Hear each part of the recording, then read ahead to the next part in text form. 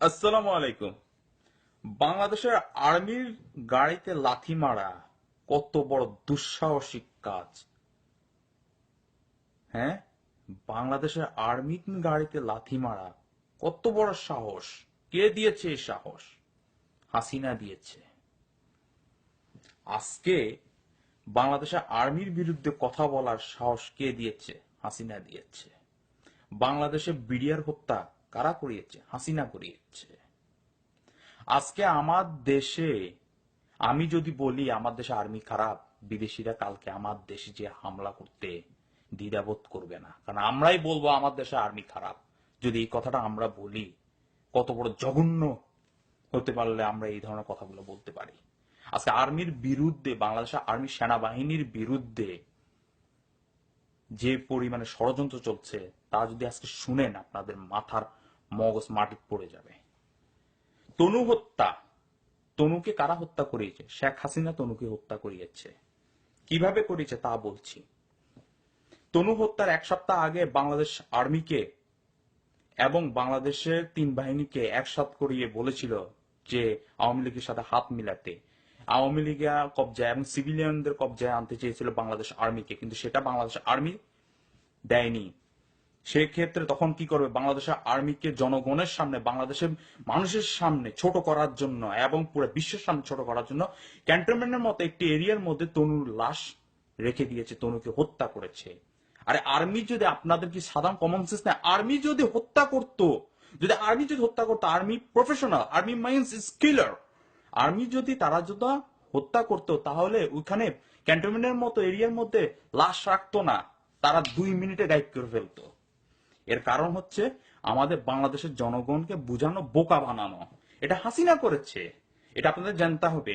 এবং এটাও আপনাকে জানতে হবে এটা কেন করেছে। এটা ভারতের কে প্রবেশ করানোর জন্য ক্যান্টনমেন্ট এরিয়ার ভিতরে, ক্যান্টনমেন্ট এরিয়ার ভিতরে তারা প্রবেশ করতে পারলে বাংলাদেশের সবকিছু তাদের কবজায় চলে আসবে এবং তারা খুব সুন্দরভাবে দেশটাকে ভারতীয় বানাতে পারবে, হিন্দুস্তান বানাতে পারবে। একটার পর একটা রহস্য উদ্ঘাটন হচ্ছে।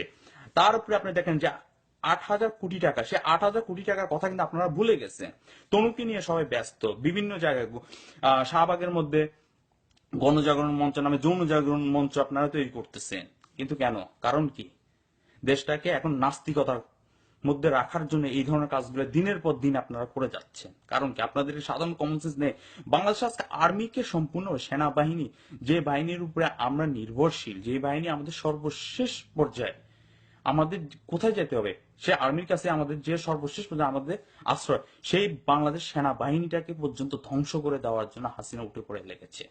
আপনারা আরো একটি জিনিস জানা দরকার যে আওয়ামী লীগ সরকার, বাংলাদেশের আওয়ামী লীগ কখনো আর্মিকে সাপোর্ট দেয়নি, অতীতেও দেয়নি, বর্তমানেও দিচ্ছে না। শেখ মুজিব নিজে স্বাধীনতার পরে রক্ষী বাহিনী গঠন করেছিল, রক্ষী বাহিনী গঠন করার পরে গুম হত্যা, এমনকি ভারতকে পর্যন্ত বাংলাদেশে ইনভাইট করে করে সব দিয়ে দিছে। এটা আপনারা জানেন না, যারা আপনারা অতীতের লোক ছিলেন বা যারা আপনাদের বাপদাদাকে জিজ্ঞেস করেন। এটা সত্য, যা বলছি সব সত্য কথা।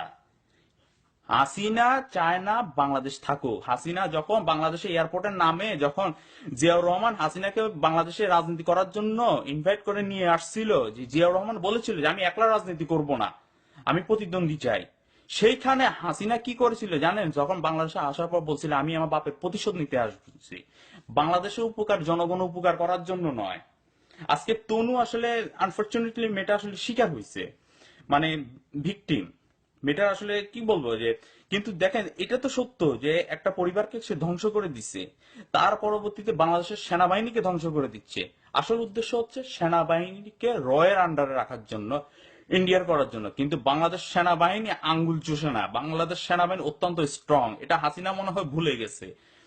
তো যাই হোক, আপনাদের আমি একটা কথা বলবো যে আপনারা কেউ আমাদের দেশের সেনাবাহিনীকে ভুল বুঝবেন না। সেনাবাহিনী এই ধরনের কোনো কাজ, অতীতে তারা কখনো এই ধরনের কোনো কাজ করেনি।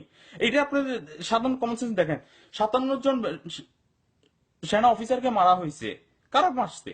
হাসিনা র মারছে। আজকে বাংলাদেশে যত গুম খুন হচ্ছে কারা করতেছে? হাসিনা র এর লোক দিয়ে করাচ্ছে। তো এটা আসলে আপনাদের জানা উচিত।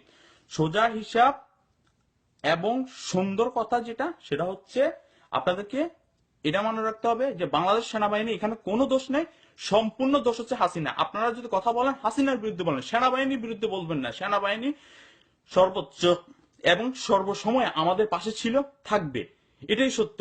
এখন দেখেন বাংলাদেশ সেনাবাহিনীকে পর্যন্ত সে তদন্তের মধ্যে কিন্তু যেতে দেওয়া হয় না। কারণ কি, আসল ঘটনা উদ্ঘাটন হয়ে যাবে। এবং আরো একটি চাঞ্চল্যকর ঘটনা হলো কি, যেখানে তনুকে হত্যা করে রাখা হয়েছে সেখান থেকে কিন্তু 5 ফিট আপনার প্রশস্ত এবং 5 ফিট দৈর্ঘ্য সম্পূর্ণ জায়গা থেকে মাটি পর্যন্ত এলোমেলো করে দেওয়া হয়েছে। কারণটা কি? কারণ হচ্ছে যাতে করে কোনো হদিস না থাকে, কোনো আলামত যাতে না পাওয়া যায়।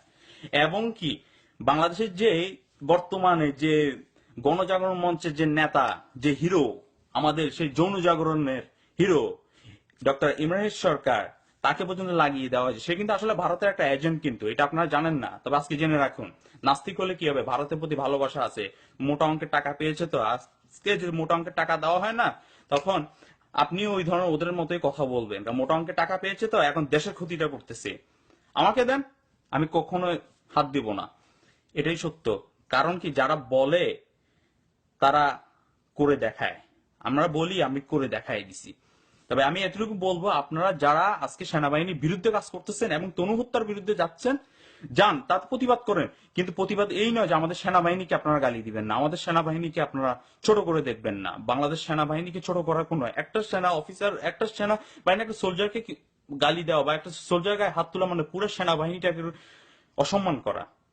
দয়া করে আল্লাহর হস্তে বাংলাদেশ সেনাবাহিনীর প্রতি আপনারা কেউ, আপনাদের সকলের দৃষ্টি, পুরো দেশবাসীর দৃষ্টি আকর্ষণ করে বলছি, প্রবাসীদের উদ্দেশ্য করে বলছি, বাংলাদেশ সেনাবাহিনীকে ভুল বুঝবেন না। আর আমি বাংলাদেশ সেনাবাহিনীকে বলবো, আমরা বাংলাদেশের জনগণ, যদি আমাদের কোথাও ভুল হয়ে থাকে আমাদেরকে আপনারা অবশ্যই মাফ করে দিবেন। আমরা তার জন্য ক্ষমা চাচ্ছি আপনার কাছে। এবং সেনা প্রধানের কাছে বলবো, সমরে আমরা সর্বত্র আমরা দেশের তরে। তো আমাদের সবার কাছে অনুরোধ, বাংলাদেশ সেনাবাহিনীকে কেউ, আপনারা কেউ ভুল বুঝবেন না। যা হচ্ছে দেশের ভিতরে সম্পূর্ণ হাসিনা করতেছে। কারণ হাসিনা বর্তমানে এখন চৈত্র মাসের কুকুরের মতো হয়ে গেছে। আপনাদের এটা উচিত, জেনে রাখা উচিত, হাসিনা এখন পালানোর জায়গা নেই, রাস্তা খুঁজে পাচ্ছে না। তাই এখন চাচ্ছে দেশটাকে বিক্রি করে কিভাবে যেতে পারে, কিন্তু পারছে না। এখন সেনাবাহিনীকে দিয়ে দখল করতে চাচ্ছে, কিন্তু সেনাবাহিনী সেটা রাজি হচ্ছে না। তবে বাংলাদেশ সেনাবাহিনীকে স্যালুট যে হাসিনার এই ধরনের অপকর্মের প্রতি তারা নজর না দিয়ে, তারা এই ধরনের অপকর্মের সাপোর্ট না করে, তারা সম্পূর্ণভাবে নাকচ করে দিয়েছে যে সিভিলিয়ানের মধ্যে সেনাবাহিনীর সেনা আপনার আইন চলবে না, সম্পূর্ণ সেনা আইনের মধ্যে চলবে। আমি সবাইকে বলতেছি, উদ্দেশ্য করে বাংলাদেশ সেনাবাহিনী প্রত্যেকটা সোলজারকে বলতেছি, প্রত্যেকটা অফিসারকে বলতেছি, আমি চাই, আমি আপনাদের পাশে আছি।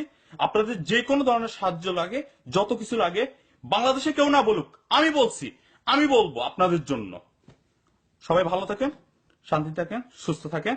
আর হাসিনা বিরোধী আপনারা কথা বলেন, সোচ্চার হন, প্রতিরোধ গড়ে তুলেন। আমি একজন বললে হবে না, সবাই মিলে বলেন, হাসিনার বিরুদ্ধে বলেন।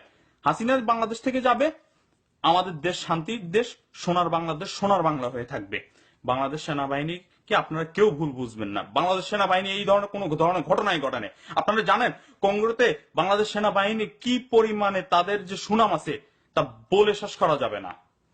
আমি যখন জাতীয় দলে খেলোয়াড় ছিলাম তখন সেনাবাহিনী থেকে আমাকে সেনাবাহিনীতে যাওয়ার জন্য বলা হয়েছিল, কিন্তু আনফরচুনেটলি আমার পরিবার আমাকে দেয়নি, তখন আমি যাইনি। কিন্তু আমি আপনাদেরকে এখনো বলছি, বারবারও বলতেছি, সেনাবাহিনীকে আপনারা কেউ ভুল বুঝবেন না। এটা সম্পূর্ণ হাসিনার চাল, রয়ের চাল, এটা বাংলাদেশকে ধ্বংস করার চাল। আল্লাহ হাফেজ।